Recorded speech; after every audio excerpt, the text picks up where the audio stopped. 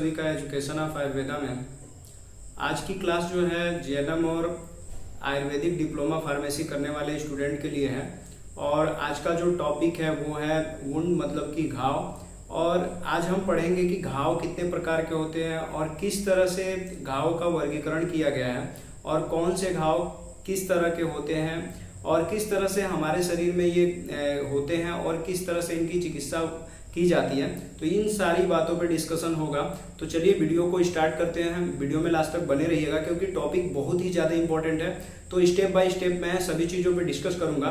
तो जैसा कि मैंने पहले ही बता दिया कि जीएनएम के जो स्टूडेंट हैं और आयुर्वेदिक डिप्लोमा फार्मेसी के जो स्टूडेंट हैं, diploma Ayurveda nursing and pharmacy का जो कोर्स है, तो ये जो कोर्स आप जो कर रहे हो, जो झारखंड के स्टूडेंट करते हैं, गुजरात के करते हैं और राजस्थान के जो स्टूडेंट करते हैं, तो वहाँ पे उनके जो ड्यूरेशन है वो 2 ईयर के हो जाते हैं। जबकि जो जीएनएम के स्टूडेंट जो हैं अलग अलग स्टेट के जो हैं, उनके जो जीएनएम का जो कोर्स है वो 3 साल 6 महीने का कहीं पे है और उत्तर प्रदेश में 3 साल 9 महीने का है।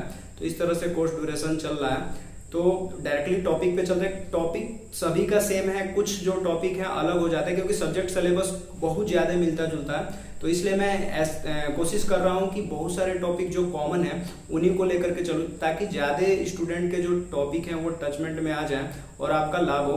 तो चलिए डायरेक्टली टॉपिक के ऊपर चलते हैं। जैसा कि मैंने पहले ही बताया कि डिस्कशन का जो टॉपिक है वो है क्लासिफिकेशन ऑफ वुंड। सबसे पहले तो घाव के ऊपर बात कर लेते हैं। घाव है क्या? तो डायरेक्टली घाव जो है वो हमारा सिंपली किसी चोट के आधार पे निर्धारित होता है कि किस तरह से हमारे शरीर पे वो पहुंचा है या किस तरह से हमारे शरीर पे वो हुआ है।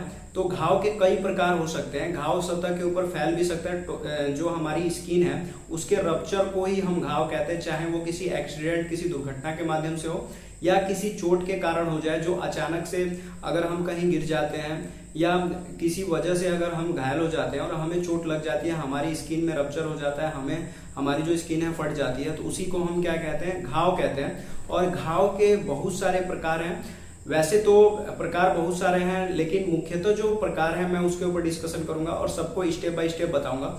तो यहाँ पे क्लासिफिकेशन में मैंने पहले ही बता दिया है। घाव का जो वर्गीकरण है मैंने पहले ही कर दिया है और घाव के जो वर्गीकरण है मैंने 5 स्टेप में किए हैं। मतलब कि घाव के जो वर्गीकरण है 5 प्रकार के होते हैं और ये नर्सिंग के जो मूल सिद्धांत हैं, मतलब कि जनरल नर्सिंग और मिडवाइफरी जो सब्जेक्ट है आपका, नर्सिंग के जो मूल सिद्धांत हैं, तो उसके टॉपिक्स को मैं बता रहा हूं। और इसमें जो ये जो टॉपिक है आपके लिए बहुत ही ज्यादा इंपॉर्टेंट है। एक तरह से कह सकते हैं कि प्रैक्टिकली टॉपिक भी है।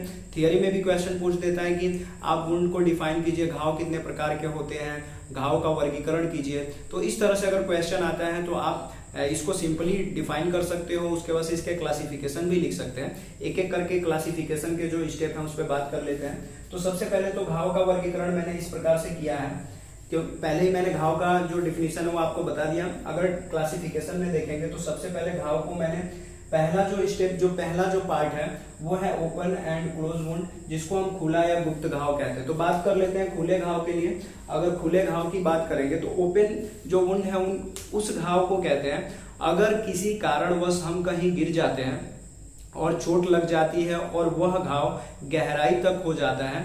और गहराई तक होने का मतलब हमारी स्किन फट गई और वो जो चोट है अंदर तक अगर दिख रहा है तो उसी को हम ओपन वुंड कहते हैं, मतलब कि खुला घाव कहते हैं। उसी तरह से अगर कहें गुप्त घाव, तो गुप्त घाव का मतलब जैसे कि स्किन रप्चर नहीं हुई है, स्किन नहीं फटी है, घाव बाहर से नहीं दिखाई दे रहा है, तो उसे हम गुप्त घाव कह सकते हैं। एग्जाम्पल के लिए समझ सकते हैं, अगर कभी हथौड़ी चलाते समय आपके उंगली पे चोट लग जाती है और ब्लड क्लॉट हो जाता है अंदर के पार्ट में, लेकिन घाव बाहर नहीं दिखता है, कुछ दिन बाद खून का थक्का अंदर जम जाता है और वो ब्लैक कलर का हो जाता है, तो उसको हम कह सकते हैं गुप्त घाव, क्योंकि वो हमें दिखाई नहीं दे रहा है। ये कह सकते हैं अगर पूरी तरह से अंदर का जो पार्ट है पूरी तरह से गुज जाए या मसल जाए तो उसको हम गुप्त घाव कहेंगे, जिससे बस स्किन के इंटरनली पार्ट को चोट पहुंचा है, बाहर हमें कुछ दिखाई नहीं दे रहा है, इंटरनली बहुत ज्यादा नुकसान हुआ, तो उसी को हम क्या कहते हैं? गुप्त घाव कहते हैं। और इस तरह से गुप्त घाव और जो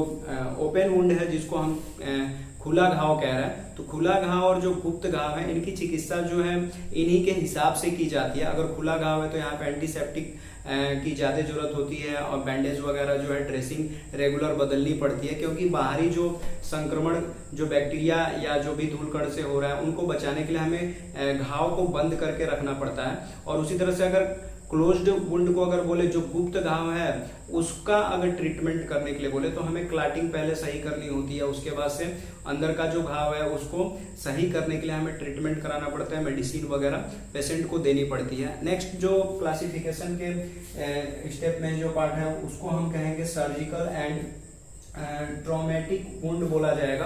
तो सर्जिकल एंड ट्रॉमेटिक वुंड जो है शल्य चिकित्सकीय एवं आघातजन्य घाव कह सकते हैं इसको हम। तो शल्य चिकित्सकीय मतलब कि सर्जिकल वुंड अगर बोले तो यहाँ पे ये जो घाव है जब ऑपरेशन वगैरह किया जाता है तो डॉक्टर या जो मेडिकल के जो नर्स हैं या फार्मासिस्ट हैं, कभी कभी आपातकाल में इन्हें भी ड्यूटी के दौरान चीरे वगैरह लगाने पड़ते हैं, टाके लगाए जाते हैं। तो उस सिचुएशन में जो चीरा लगा रहे हैं आप या जो कट मार रहे हैं जिसको इंसिजन कहा जाता है, तो वो जो जगह है जो जो इंसिजन आप कर रहे हो उसी को हम क्या कहेंगे, शल्य चिकित्सकीय घाव कहेंगे। कि ऑपरेशन के दौरान चीरा लगा तो वो जो घाव हो रहा है वो सर्जिकल वुंड्स कहा जा सकता है। उसी तरह से अगर ट्रॉमेटिक वुंड बोला जाए तो ट्रॉमेटिक वुंड का मतलब आघातजन्य घाव। आघातजन्य का मतलब अगर किसी चोट के कारण अगर घाव हो रहा है तो उसे हम आघातजन्य बोलेंगे। मतलब आघात लग रहा है, किसी चीज से चोट लग जा रही है तो उसी को आघातजन्य घाव बोला जाएगा। इसमें जैसे अचानक से आप कहीं गिर जाते हो और चोट लग जाती है तो उसे आघातजन्य घाव कहा जाएगा। इसमें भी क्या होता है, स्किन फट जाती है, ब्लीडिंग होने लगती है, तो इसे आघातजन्य घाव कहा जाता है। नेक्स्ट जो पार्ट है वो है इंसिज्ड एंड लैसरेटेड वुंड बोला जाएगा, जिसको उत्कीर्ण एवं क्षत विक्षत घाव बोला जाएगा। तो इंसिज्ड और लैसरेटेड वुंड्स में उत्कीर्ण एवं क्षत विक्षत घाव। उत्कीर्ण जब बोला जाए तो उत्कीर्ण का मतलब यही हुआ कि अगर चोट लगा और चोट लगने के बाद स्किन फट जाती है और इस तरह से फटती है कि उसको हम उसका जो है सिंपली शटरिंग कर सकते हैं, टाके लगा सकते हैं और ज़्यादा उसे स्किन को हम कटपिट नहीं करना पड़े। बराबर अगर फटा है या कटा है तो उसको हम सिंपली हम उत्कीर्ण घाव बोल सकते हैं। छत विक्षत अगर बोलेंगे, चोट लगी ऐसी कि जिसमें स्किन कहीं से किधर भी फट गई है, बराबर फटा नहीं है, किधर भी स्किन फट गई है, पूरी चमड़ी इधर उधर हो गई है, तो उसको हम छत विक्षत कहेंगे। मतलब कि घाव पूरी तरह से छत विक्षत हो गया, स्किन पूरी से फट करके इधर उधर बिखर गई है, तो उसे हम छत विक्षत घाव बोलेंगे। नेक्स्ट पार्ट में अगर देखें तो एब्रेशन एंड पेनिट्रेटिंग वुंड्स बोल सकते हैं, घर्षण या वेदित घाव बोल सकते हैं। घर्षण घाव का मतलब डायरेक्टली फ्रिक्शनल से समझ सकते हैं, क्योंकि अगर किसी चीज से घर्षण हो जाती है, जैसे हम दीवार से चिपक करके चल रहे और हमारी कोहनी रगड़ गई, तो इसको हम कहेंगे घर्षण घाव। तो घर्षण घाव का सिंपली मतलब कि रगड़ खाने से क्या होती है, इसमें स्किन बस छिल जाती है और डायरेक्टली ब्लीडिंग नहीं होती है, तो उसको हम घर्षण घाव बोलते हैं। ब्लीडिंग नहीं होगी इसमें, बस स्किन थोड़ी सी छिल जाती है, किसी कारणवश गिरते समय भी घुटने छिल जाते हैं, कोहनी छिल जाती है या स्किन फेस की स्किन छिल जाती है, तो इसको हम घर्षण घाव बोलेंगे। उसी तरह से अगर वेदित घाव बोले तो वेदित घाव का मतलब अगर किसी नुकीली चीज से, किसी शार्प चीज से अचानक से हमारे स्किन में वो एंटर कर जाती है, हमारे बॉडी में कहीं इन हो जाता है, तो वो जो घाव है वेदित होती है, क्योंकि डायरेक्टली वो स्किन को आर पार कर देता है और अंदर चला जाता है और ब्लीडिंग होने लगती है, तो उसको हम क्या कहते हैं, वेदित घाव कहते हैं। तो किसी नुकीली चीज से अगर चोट लग रही है तो उसको हम वेदित घाव कहेंगे। मैं इन सभी घाव को इसलिए सिस्टमेटिक तरीके से बता रहा हूँ, पूरे डिटेल में बता रहा हूँ कि अगर एग्जाम में आएगा तो आप डिटेल में इसको लिख सकते हैं ताकि कंफ्यूजन ना हो। नेक्स्ट जो है उस पर बात कर लेते हैं, clean, contaminated and infected wound. तो यहाँ पे तीन टाइप एक ही में है। अगर देखें तो क्लीन वुंड्स, संदूषित जिसको कंटेमिनेटेड वुंड्स बोला गया, और संक्रमित जिनको हम इन्फेक्टेड वुंड्स कह सकते हैं। तो यहाँ पे अगर स्वच्छ घाव अगर बोले तो स्वच्छ घाव किसको कहते हैं, तो स्वच्छ घाव किसका, तो आपकी सुविधा के लिए मैं बता दूं कि स्वच्छ घाव जब क्लीन वुंड अगर बोला जाए तो क्लीन वुंड का मतलब डायरेक्टली यही होता है कि अगर शल्य चिकित्सक जो है जो चीरा लगा रहा है वहां पे पहले वो क्या करते हैं कि प्रतिरोधी का प्रयोग करते हैं, एंटीसेप्टिक का प्रयोग करते हैं और वहां पे मेडिसिन लगा करके तब जा करके इस तरह से घाव चीरा इंसिजन लगाया जाता है कि कोई इन्फेक्शन ना हो। तो उस तरह का जो घाव है जो सर्जिकल वार्ड में डॉक्टर द्वारा किया जा रहा है तो उसको हम क्या कहेंगे, स्वच्छ घाव कहेंगे। उसी तरह से अगर संदूषित घाव किसे कहेंगे, अगर आपको चोट लगा हुआ है, घाव खुला हुआ है और किसी कारणवश आपके घाव को धूल से अटैचमेंट हो जा रहे हैं, या बाहरी जो परजीवी हैं या जीवाणु हैं या बैक्टीरिया है उसके कांटेक्ट में आते हैं तो उसे हम संदूषित कहते हैं, मतलब कि वो किसी तरह से दूषित हो जाए तो उसको संदूषित घाव कहा जाएगा। संक्रमित घाव किसे कहते हैं, संक्रमित का मतलब कि चोट लगी हुई थी, इलाज चल रहा था, किसी कारणवश उसमें इन्फेक्शन हो जाता है और वो घाव और बड़ा हो जाता है तो उसे हम कहते हैं संक्रमित घाव। तो जो भी उनसे रिलेटेड जो टॉपिक था, जैसे घाव किसे कहते हैं, अगर आपके दिमाग में क्वेश्चन बनता है घाव किसे कहते हैं, तो मैंने पहले ही बता दिया कि घाव जो है किसी बाहरी आघात द्वारा या किसी दुर्घटना द्वारा अगर इंटरनल ब्लीडिंग या एक्सटर्नल ब्लीडिंग अगर होती है स्किन रप्चर के कारण तो उसे हम घाव कहते हैं। और घाव के कितने प्रकार होते हैं, क्वेश्चन पूछता है घाव के कितने प्रकार होते हैं, तो आप डायरेक्टली यही लिखेंगे घाव के परिस्थितियों और घाव की स्थिति और दशा के अनुसार अगर देखें तो घाव के बहुत सारे प्रकार हैं, लेकिन घाव के मुख्यतः हम 5 प्रकार जो है पढ़ते हैं। तो इस तरह से आप स्टेप बाय स्टेप घाव के प्रकार लिख करके और आप डिफाइन करते जाएंगे तो आपका एक लॉन्ग आंसर का जो टॉपिक है वो कंप्लीट हो जाएगा।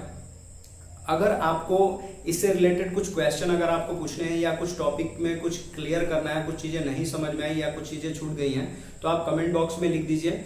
मैं बार बार कहता हूँ कमेंट करने के लिए, कमेंट आपके जो आते हैं उसमें मैं जरूर प्रतिक्रिया करता हूँ, जरूर आंसर देता हूँ, तो आप कमेंट जरूर कीजिए। और जो भी कंफ्यूजन हो आपको कोर्स से रिलेटेड या सब्जेक्ट से रिलेटेड, टॉपिक से रिलेटेड, तो आप कमेंट करना ना भूलिए। वीडियो अच्छी लगती है तो दूसरे तक पहुंचाइए और ज़्यादा से ज़्यादा स्टूडेंट को आप यूट्यूब के इस चैनल से जोड़ने का प्रयास कीजिए ताकि जितने भी स्टूडेंट हैं जिनको दिक्कत हो रही है आयुर्वेद के कोर्स समझने में या एलोपैथ के या होम्योपैथ के जो भी कोर्सेज हैं मेडिकल के जो समझने में दिक्कत हो रही है, दूसरे स्टेट के जो स्टूडेंट हैं जिनको दिक्कत हो रही है, जैसा कि बहुत सारे कमेंट आ रहे थे कि जो DANP के जो स्टूडेंट हैं, अलग अलग स्टेट के जो स्टूडेंट हैं उनके कोर्स और सिलेबस को समझने में उनको दिक्कत हो रही है, उनके टॉपिक नहीं समझ में आ रहे, तो उनके लिए भी ये चैनल है। तो चैनल आपका है, आपको वीडियो अच्छी लगती है दूसरे तक पहुँचाइए और जो चैनल पर नए हैं चैनल को सब्सक्राइब कर लें। बहुत बहुत धन्यवाद।